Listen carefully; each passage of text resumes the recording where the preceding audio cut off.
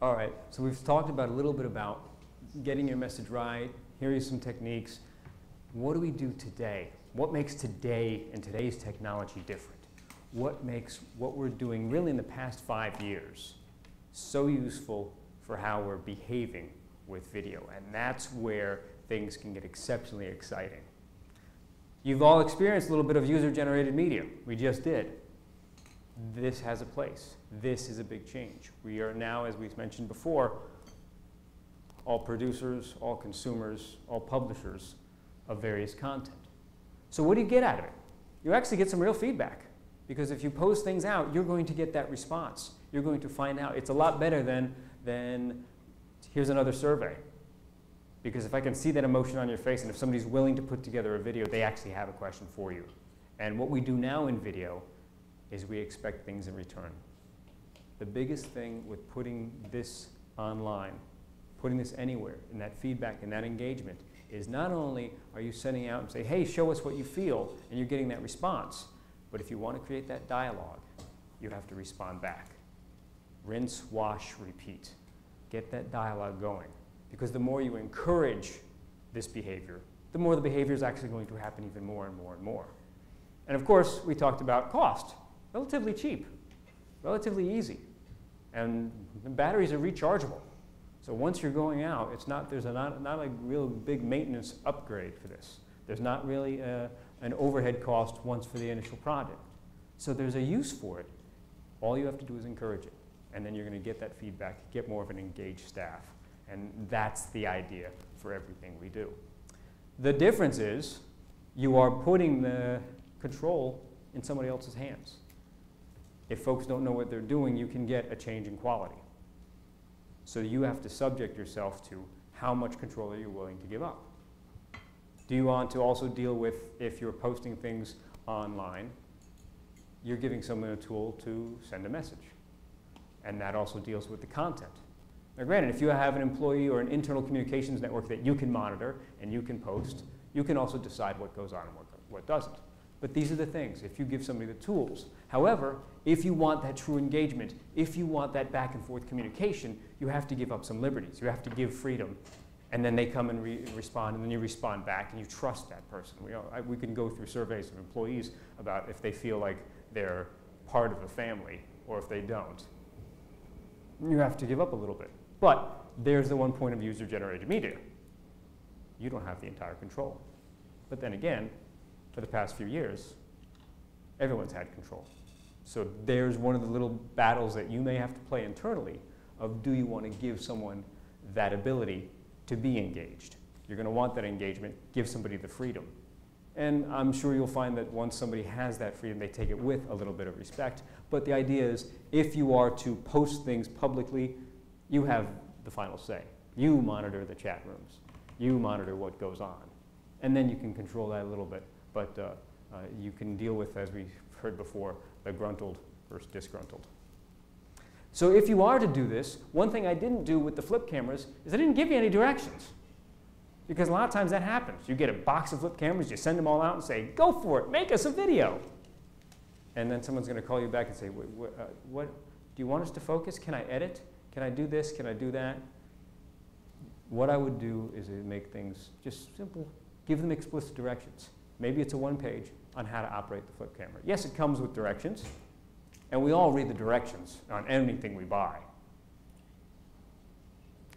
But also what you want. I just told a couple of questions and said go from there. And we had a couple of changes in the questions. We had further questions, we had follow-up questions, or we had different questions, we had different types of answers. Let them know, just like you would your internal production team or the vendors you work with. When you talk about knowledge of, here is what my goals are, here is what my deadline is, here is what my audience is. And you asked, who's our audience? Make sure that when you do distribute, if you go with a user-generated media, that make sure you let those folks know what you really want, when you want it, and how to get it done. So then you have a uniform message. And then you have a series of items that can all be used, that can all be put together. And make it a contest. Give them something in return. There was apprehension. Oh, I've got to tape this? No, you tape it. You tape. No, does somebody else want to do the interview? I don't want to be interviewed. You're going to find that back and forth. So reinforce this. I mean, it's not exactly the stick, but the carrot part still works. You know, if there's a contest involved, the most submissions, the funniest video, the most creative, whoever's the first to send something in. Add that, start to force that back and forth communication, that engagement can happen with a little bit of positive reinforcement. Okay, so today's technology allows us to do so many things. Again, video hasn't changed much, but how we distribute, how we measure it, what we do. And that's where we can start to deal with the dialogue. Because now what we've talked about is creating this dialogue through video. Video is just the forum that we're talking about. And we use what everyone is talking about as our data in terms of what our employees' questions are, what are they grasping, what are they not grasping, how long did they watch a video, when did they stop watching? Why did all our employees stop watching a video at a specific time? What was it about that time? Why do they all have questions about this subject?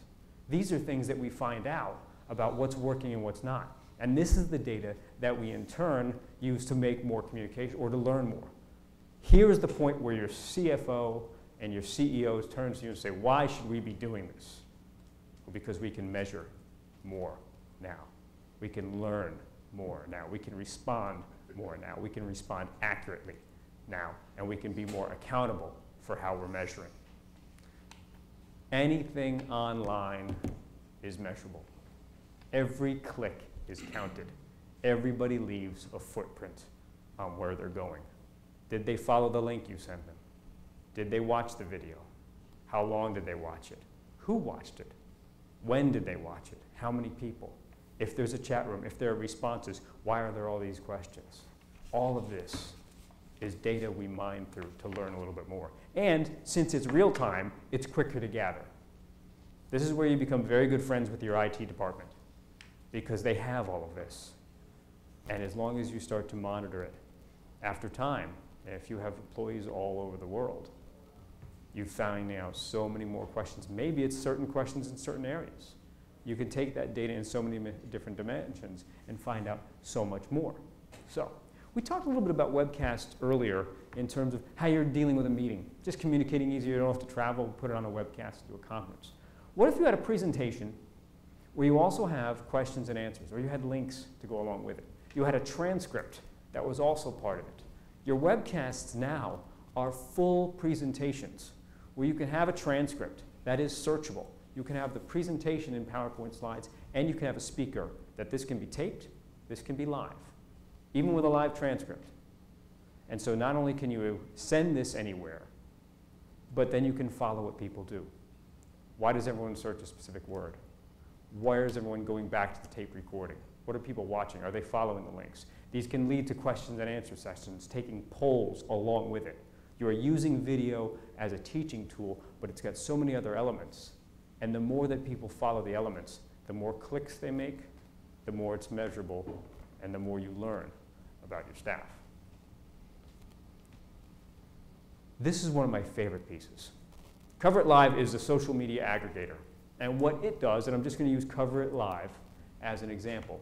Cover It Live takes anything that's on television. It doesn't have to be even on television anymore. Nothing is on television.